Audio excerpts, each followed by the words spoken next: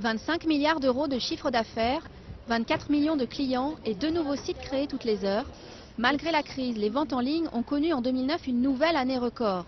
Un succès que les professionnels du secteur expliquent par 3 maîtres mots: le prix, moins élevé qu'en magasin, le choix, plus important, et la liberté d'acheter quand on veut. Et aujourd'hui encore, la tendance n'est pas prête de s'inverser. Alors pourquoi introduire directement avec l'e-commerce ? Eh bien, e-commerce et transport de messagerie sont intimement liés. Car lorsque vous commandez un colis avec n'importe quel appareil connecté, chez Amazon par exemple, c'est ce secteur du transport de marchandises qui va le prendre en charge. Mais alors, qu'est-ce que le transport de messagerie ? La messagerie englobe tous les transports de marchandises qui nécessitent au moins un arrêt sur une plateforme pour une opération de tri, de groupage ou de dégroupage. L'intérêt de la messagerie est la rapidité de la livraison.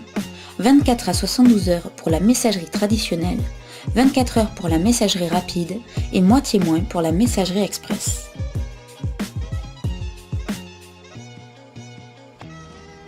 Les chauffeurs-livreurs sont les représentants directs de la messagerie face aux clients destinataires.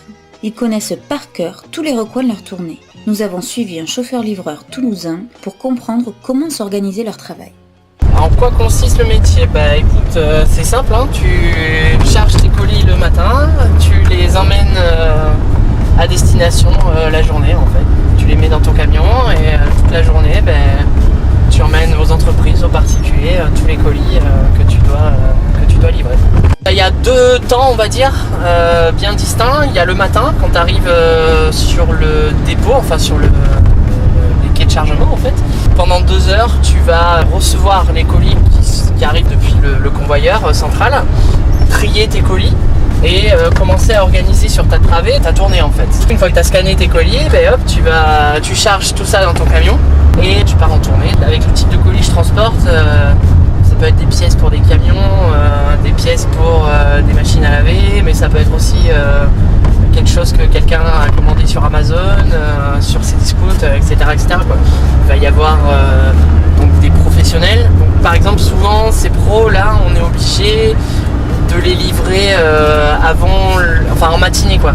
Faut arriver à jongler entre les pros qui ferment à midi et intercaler les particuliers pour pouvoir livrer tout le monde en temps en heure. Et la contrainte principale, c'est le code de la route.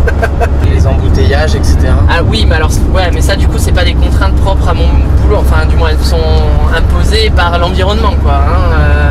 On peut pas vraiment si généralement les embouteillages on arrive à peu près à les prévoir parce que les heures sont assez fixes. Mais les travaux, les machins, les accidents, tout ça, ça se prévoit pas. Donc oui, effectivement, c'est des contraintes avec lesquelles il faut jongler. Donc soit t'as pas le choix et t'attends, ou sinon tu t'adaptes en direct, quoi. Donc tu vas livrer à un autre endroit, le temps que ici ça se libère. Tu connais la route, tu connais les petites rues, donc tu peux faire le tour et tout ça, mais ça implique de maîtriser sa tournée. À Toulouse, même si l'agglomération n'est pas l'autorité organisatrice de transport, c'est bel et bien elle qui s'occupe des questions de logistique urbaine. Un document est d'ailleurs en cours d'élaboration, ayant pour ambition de concilier acteurs publics et acteurs privés. C'est le plan de déplacement marchandises. Il existe des chartes, des schémas, mais pas de réels documents stratégiques, opérationnels, transversal d'aménagement consacrés au transport marchandises en ville, comme peut l'être le PDU pour les transports publics. Donc l'objectif, c'est de créer un véritable lien entre les phénomènes logistiques et métropolitains pour aboutir à une nouvelle organisation de la logistique cohérente permettant un meilleur acheminement des marchandises en ville, une amélioration de la productivité, du dynamisme économique et du cadre de vie des citoyens.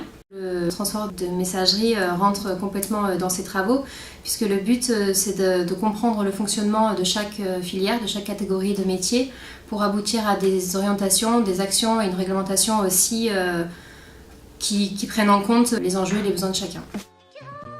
Désormais, c'est à la collectivité de prendre les mesures nécessaires pour trouver un terrain d'entente entre tous les acteurs du transport de marchandises en ville, y compris ceux du transport de messagerie.